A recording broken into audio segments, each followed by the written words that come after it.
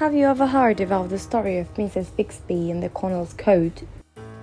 This story begins with our protagonists as a couple.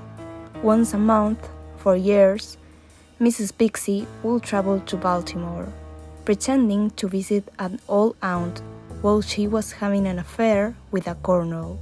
Suddenly, one day, Mrs. Bixby gets a rare and expensive coat from the colonel.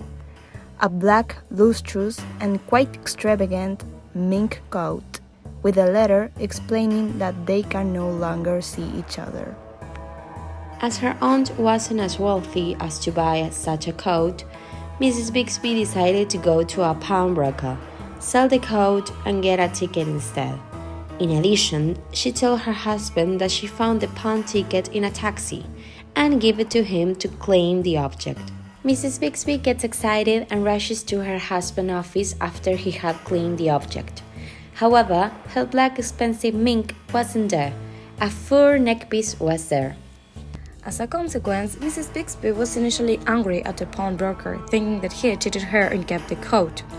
But as Mrs. Bixby leaves her husband's office a few moments later, Miss Butley, the secretary, walks proudly out of the office wearing the black and rare mink coat that the colonel gave to Mrs. Bixby.